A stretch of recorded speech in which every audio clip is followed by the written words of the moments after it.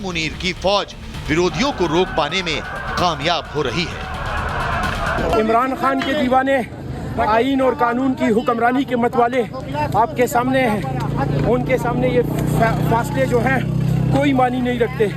आप देख लें, हजारों की तादाद में लोग जो खंदकें खोदी गई हैं उनको पार करके लोग आगे की तरफ बढ़ रहे हैं। लेकिन इस बीच जो सबसे बड़ी खबर पाकिस्तान से निकल कर आ रही है और जो पाकिस्तान के पीएम और जनरल मुनीर की नींद उड़ा रही है, वो है जिन्ना लैंड में पुलिस विद्रोह। जी हां, मीडिया रिपोर्ट्स के मुताबिक पाकिस्तान में पुलिस विद्रोह हो गया है। शुरुआत खैबर पख्तूनख्वा से हुई है। केपी पुलिस इमरान के साथ आ गई है। वहां जारी प्रदर्शन में केपी पुलिस शामिल है, जिसमें 11 विद्रोही पुलिसकर्मियों को गिरफ्तार भी किया गया है। जाहिर है ये कहीं न कहीं इस बात का संकेत है कि पाकिस्तान में अब गृह युद्ध का आगाज हो चुका है। पाकिस्तानी मीडिया में ये खबर भी आग की तरह फैल चुकी है कि जिन प्रदर्शनकारियों को गिरफ्तार किया गया है उनमें खैबर पख्तूनख्वा के 11 पुलिस अधिकारी भी शामिल हैं, जिन्होंने शहबाज सरकार के खिलाफ बगावत के तेवर अपना लिए हैं और अब पीटीआई चीफ इमरान खान के समर्थन में हो रहे प्रदर्शनों में शामिल भी हो रहे हैं। हालांकि खैबर के सीएम अली अमीन गंडापुर ने पहले ही शहबाज सरकार के खिलाफ विद्रोह का बिगुल फूंक दिया था और वो खुद भी शनिवार को इस्लामाबाद में अपने समर्थकों के साथ प्रदर्शन के लिए इस्लामाबाद पहुंचे थे, जहां से उन्हें समर्थकों के साथ गिरफ्तार भी कर लिया गया।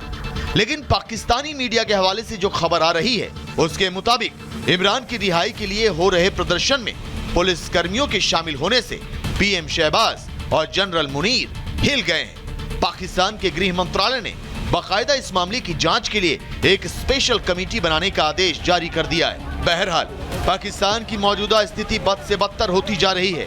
एक हफ्ते बाद पाकिस्तान में एससीओ का शिखर सम्मेलन होना है और वहां के जो मौजूदा हालात हैं उसे देखते हुए इस बात का अंदेशा बढ़ गया है कि कहीं पाकिस्तान की एक और अंतरराष्ट्रीय बेइज्जती न हो जाए। Bureau report, Republic Bharat. और खबर यूपी के सहारनपुर से है, जहां पे पत्थरबाजों ने आज जमकर हंगामा किया, उपद्रव किया, बवाल की तस्वीर दिखा रहे हैं। देखिए किस तरीके से यहाँ पे जो पत्थरबाज है उनकी ओर से यहाँ पे पूरे माहौल को खराब करने का प्रयास किया, जिनको कंट्रोल करने के लिए पुलिस को भी यहाँ पे हल्का बल प्रयोग करना पड़ा। लेकिन आखिर ये हालात क्यों पैदा हुए, रिपोर्ट में दिखाते हैं।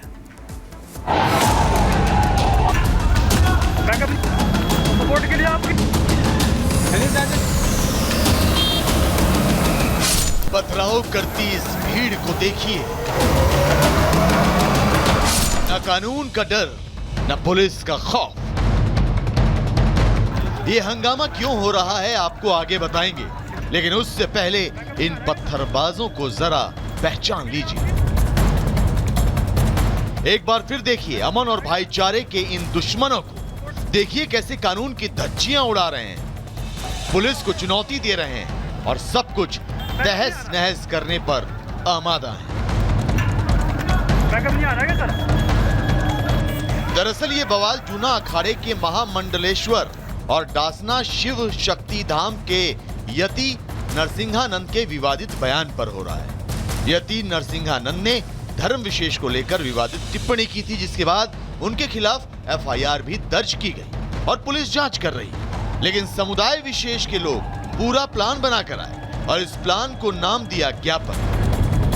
जी हां, सही सुना आपने। सैकड़ों की संख्या में ये भीड़ इकट्ठा होकर ज्ञापन देने के बहाने शेखपुरा चौकी पहुंची, लेकिन थाने पहुंचते ही भीड़ ने प्लान के तहत शेखपुरा चौकी पर पथराव करना शुरू कर दिया। अराजक तत्वों ने पहले तो पुलिस टीम पर पत्थर बरसाए और फिर पुलिस की गाड़ियां भी तोड़ने की कोशिश करने लगे। शेखपुरा चौकी पर मौजूद पुलिस वाले कुछ समझ भी नहीं पाए और भीड़ ने इकट्ठा होकर ऐसा हमला किया कि पुलिस कर्मियों को संभलने तक का मौका नहीं मिला।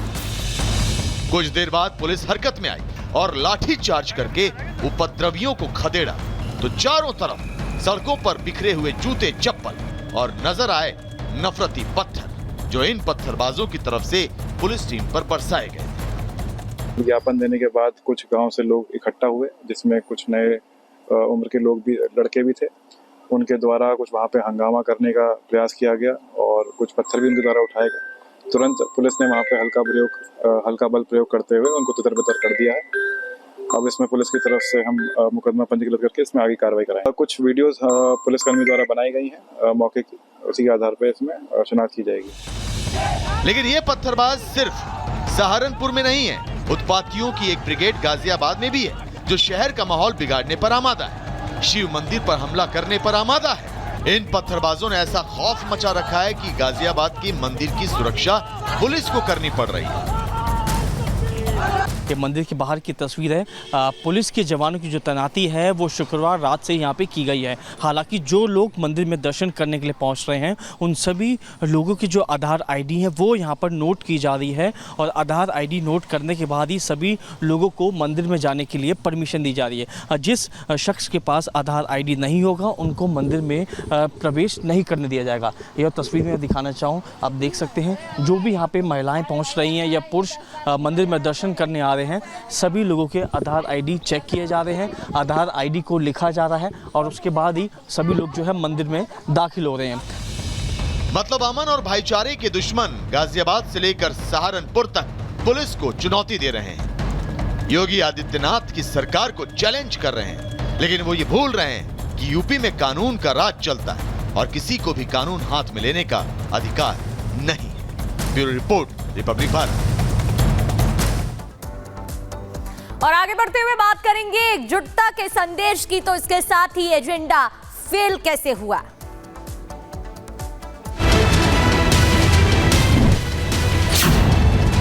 अगर हम बटेंगे, बांटने वाले महफिल सजाएंगे।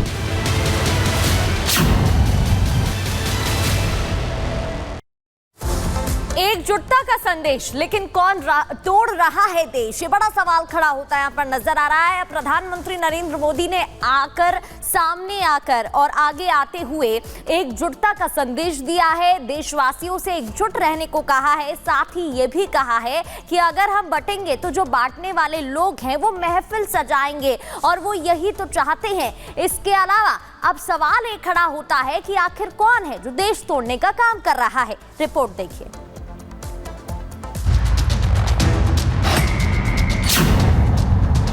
अगर हम बटेंगे तो बांटने वाले महफिल सजाएंगे।